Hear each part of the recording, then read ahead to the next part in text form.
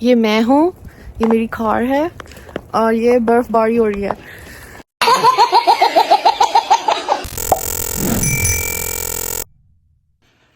अस्सलाम वालेकुम फ्रेंड्स। तो जी आज सुबह हम सोकर उठे हैं तो इस तरह का मौसम हुआ है।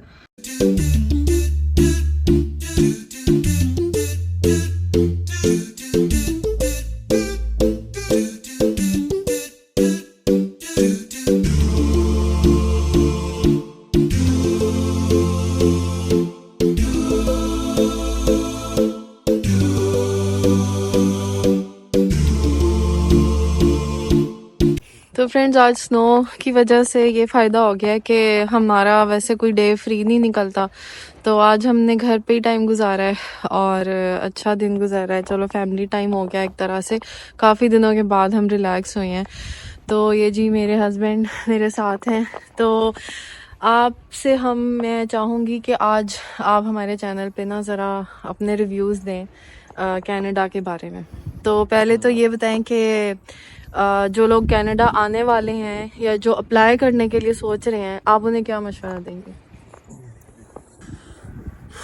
जो भी कनाडा आना चाहता है वो पहले सोच ले कि वो क्यों आना चाहता है और पाकिस्तान से में उसको क्या इशू है कि वहाँ छोड़ना क्यों चाह रहा है। क्योंकि यहाँ पे ऐसे समझें कि आप एक बिल्कुल नए प्लेनेट पे आए हुए हैं जहाँ पे आपको पिछली ज़िंदगी से इनको यहाँ पे कोई सरोकार नहीं है और यहाँ पे आपको आके दोबारा, जैसे हमने वहाँ से ही सुना था कि स्क्रैच से शुरू करना पड़ता है, तो वही स्क्रैच से ही है। समझें कि आपने जो भी 16 साल में जो किया, 16-17 साल की जो आपकी एजुकेशन थी, स्ट्रगल थी, वो दोबारा से आपको एक साल में जितना भी जल्दी हो सके उसको आपने दोबारा अचीव करना है, जिस हद तक आप उसको अचीव कर सकते हैं। साथ आपके पास एक स्टॉप वॉच चल रही होती है कि आप इतने पैसे जो आप लेके आए हुए हैं वो आपके कम होते जा रहे होते हैं टाइम के साथ साथ, और उसमें ऐड करने के लिए आपको कोई ना कोई जॉब चाहिए।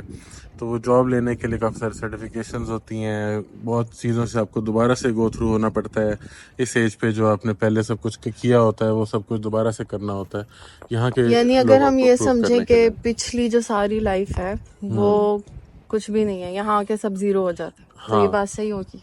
बिल्कुल ऐसे ही है। लेकिन एक चीज़ है जो पॉजिटिव है कि आप यहाँ पे आके आपको बहुत असिस्टेंस मिल जाती है गवर्नमेंट की तरफ से। अगर आप पीआर पे हैं, ठीक है, तो वो सारा कुछ आपको लेने में आसानी हो जाती है, सर्टिफिकेशंस, और आपको फाइनेंशियली काफ़ी सपोर्ट मिल जाती है। उसके अलावा आपके बच्चे हैं तो उनकी एजुकेशन यहाँ पे फ्री है, तो वो फ़ायदा हो जाता है, और उनकी स्कूलिंग भी फ्री है, और आपको काफ़ी सारे लिविंग स्टैंडर्ड्स जो है ना आपके काफ़ी इम्प्रूव्ड आपको महसूस होते हैं।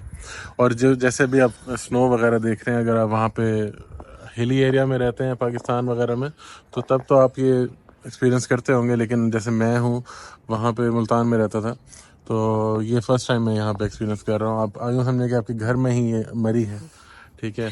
आज हमें ऐसे ही लग रहा है कि हम वेकेशन पे कहीं आए हुए हाँ, हैं, क्योंकि ना कहीं हमने जाना है, ना कोई काम हम कर सकते हैं, घर में बंद हैं। और घर से बाहर निकले, जैसे दरवाज़ा खोलें अपने रूम का और बस बाहर ये सारा मंजर है। ऐसे लग रहा है जैसे हम मरी या नथिया गली सैर करने के लिए आए हुए हैं। अच्छा, मुझे एक और बात ये बताएं कि क्या ये बात सही है कि इन हालात में अगर कोई अपनी ज़िंदगी गुजारा है पाकिस्तान के अंदर, बहुत कंफर्टेबल लाइफ है, और जैसा कि हम अपनी वीडियोस में बताते हैं कि यहाँ पे बहुत टफ लाइफ है, बिजी है, सारे काम खुद करने पड़ते हैं, तो क्या इन हालात में पाकिस्तान छोड़ के कनाडा आना चाहिए?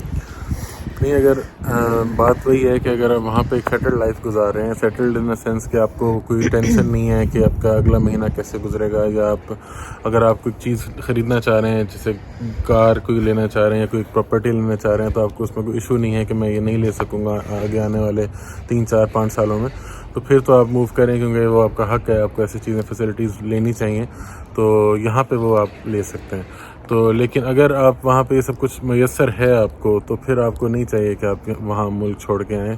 क्योंकि आप जैसे वहाँ पे सोचते हैं ना कि जी मैं कल, मेरा ये काम है कि मैं कल ये काम करूँगा, तो यहाँ पे ऐसे होता है कि वो काम तो है, लेकिन उससे पहले बहुत सारे काम हैं जो करने हैं आपको उस काम के लिए जाने के लिए, ठीक है। और उस काम को करने के बाद आपने वापस आके बहुत सारे काम करने हैं और रेस्ट करने से पहले। सपोज़ कि आपने घर में होते हैं, आपने सोचा होता है कि ना आज हमें सिरी पाए खाने का दिल कर रहा है, तो आप बस सिर्फ आप कहते हैं कि जी बन जाएं सिरी पाए कल, तो वो बन जाते हैं। ये नहीं आप सोचते कि कौन लाएगा, कौन पकाएगा, कैसे बनेंगे, और कब बनेंगे और कैसे खाएंगे। यहाँ पे तो सब कुछ खुद करना पड़ता है। सिरी पाए खाने हैं। अच्छा चलें, अब ये बताएं कि फाइनली ये बताएं कि कनाडा आके आप खुश हैं ना, मतलब, या आपको पाकिस्तान याद आता है? देखिए, हर किसी का अलग सिनेरियो होता है, ठीक है। वो डिपेंड करता है उसकी एज क्या है और उसका वहाँ पे क्या लाइफस्टाइल था और क्या उसका पर्सपेक्टिव से यहाँ पे क्या है। तो मैं अपना बता सकता हूँ कि मुझे तो लगता है कि मेरा ये डिसीजन ठीक है, क्योंकि मेरा एज अभी 30s में है और अगर होने वाले 3-4 साल में हम यहाँ सेटल हो जाते हैं तो आगे का बेहतर हो जाएगा बच्चों के लिहाज से। मेन होता तो बच्चों के लिए ही है। तो किसी को भी बहरहाल मैं खुश हूँ, सेटिस्फाइड हूँ।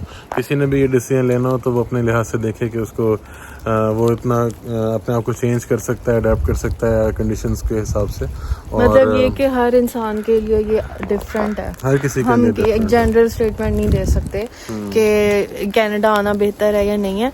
ये हर एक का सिचुएशन टू सिचुएशन वेरी करता है, मतलब हर एक का केस अलग होता है। जैसे कि अब जैसे स्नो हो रही है, ठीक है, कई लोगों के लिए ये बुरा मौसम होगा, वो कहते होंगे भाई इस मौसम में हम क्यों बाहर जाएं।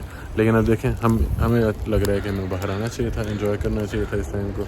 तो हर किसी का अलग होता है पर्सपेक्टिव और सिचुएशन। आपको स्नोफॉल कैसी लग रही है? अच्छे पापा बता, पहले बने तो कि ऐसे बॉल बने तो मैंने उसको फेंका।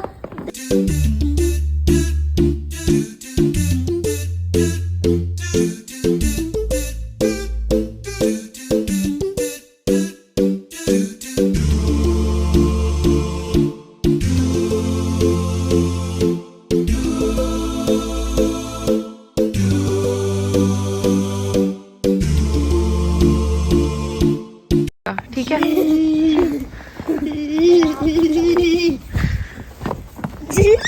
दूर से फेंकनी है, दूर से।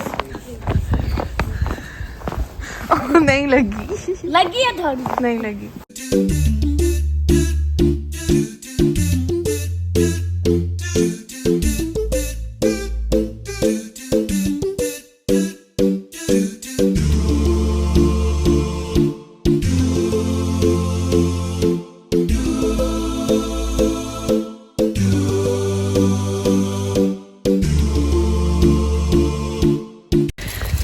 तो फ्रेंड्स, जैसा कि आपने सुना है मेरे हस्बैंड उमर फ़ारूक साहब की बातें, डॉक्टर उमर फ़ारूक, इनका भी एक चैनल है जिसका मैं पहले भी जिक्र कर चुकी हूँ अपनी वीडियोस में। आप लोगों ने इस चैनल को ज़रूर सब्सक्राइब करना है।